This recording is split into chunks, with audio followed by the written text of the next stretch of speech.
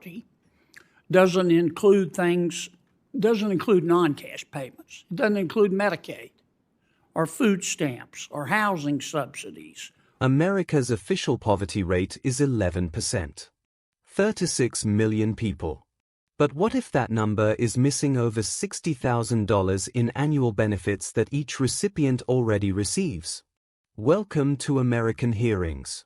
Senator Kennedy just walked Treasury Secretary Bessent through the math, live, in a Senate hearing, and the number he lands on at the end is going to surprise you. Stay with us. Hello, Mr. Secretary. I'm over here. How are you? Good. Mr. Secretary, as you're also head of the IRS, we've had some tough ice storms. Would you and your colleagues consider an extension on allowing extension to allow people to file taxes a little bit later? Senator, I've been in touch with the governor of the great state of Louisiana, and he and I and my staff are working on that. It is traditional to grant extensions for events like this. Good. If Canada came to the United States, well, let me preface this by saying I understand that tariffs have a number of purposes, but the foremost reason for tariffs is to try to stop other countries from taking advantage of us through either their tariffs or trade barriers. If Canada, for example, came to the United States and said, we're going to zero tariffs in the United States. All of them are off on our end. Would you, Mr. President, speaking to our president, go to zero tariffs and then just let Canadian companies and American companies compete on a level playing field? Absolutely not. As we saw last week, when 2 weeks ago, when Prime Minister Carney went to China, he lowered tariffs on Chinese EVs from 100% to 6%. U.S. has a 100% tariff on Chinese EVs. We couldn't let our northern border be used as a way for Chinese EVs to come into the U.S. Right. Okay.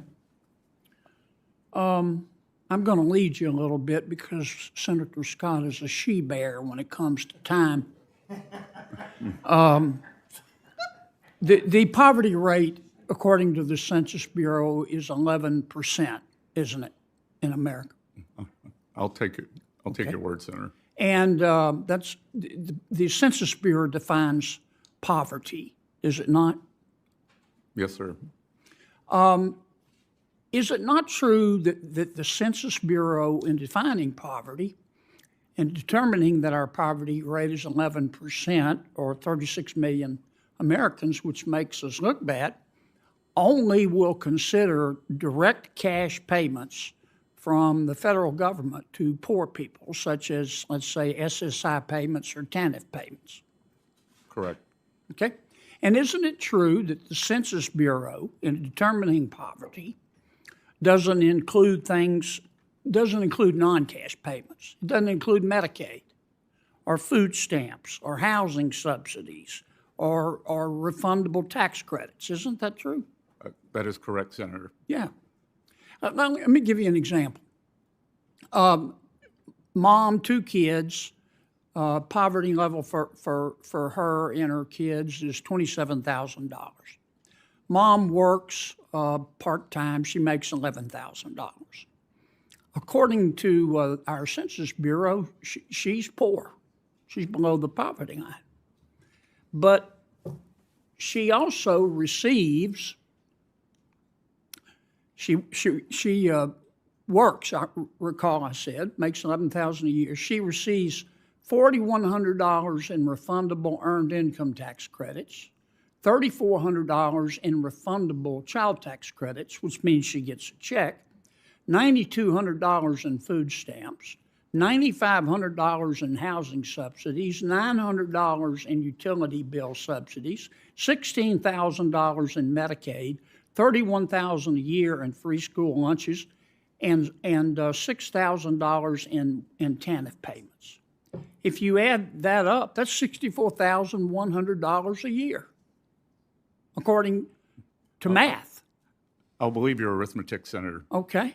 But using the Census Bureau's definition of poor, they don't include all these payments.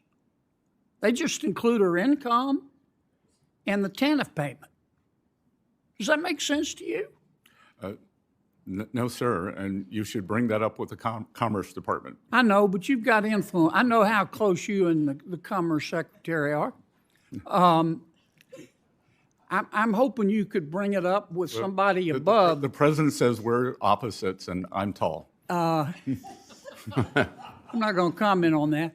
Would you talk to the president about this? If you include all cash and non-cash payments, the poverty rate in America is 1%. That's a good point to end on. Thank you, I Senator. told you he was a she-bear. I'm not quite sure for this. Senator Moreno, you and I will talk about the she-bear later. Welcome back to American Hearings. Kennedy opens with a brief but pointed tariff exchange, pressing Secretary Bessent on whether America would go to zero tariffs with Canada if Canada did the same. The answer is no, and the reason is specific. Canada recently slashed tariffs on Chinese electric vehicles to 6% while the US maintains 100%. A zero-tariff arrangement with Canada, Bessent explains, would effectively create a backdoor for Chinese goods. Kennedy accepts the answer and moves on. Then comes the pivot that defines this session. The Census Bureau measures poverty at 11%, roughly 36 million Americans. Kennedy accepts the number as a starting point. Then he methodically dismantles what it actually measures. The hypothetical is precise: a single mother, 2 children, earning $11,000 a year. Below the poverty line. But Kennedy adds the full picture: refundable tax credits, food stamps, housing subsidies, utility assistance, Medicaid, school lunches, and additional payments. The total comes to $64,100 a year. The Census Bureau counts none of it. Bessent confirms the math without dispute. Kennedy's follow-up is clean. Does that make sense to you? The Secretary says no. The implication isn't that poverty doesn't exist or that these benefits are excessive. It's that policymakers making decisions about poverty based on a metric that ignores most of the support already being provided are working with fundamentally incomplete information. Kennedy closes with the figure that lands hardest. If you include all cash and non-cash payments, the real poverty rate in America is approximately 1%. That reframes every spending debate that follows. Subscribe to American Hearings and share this one.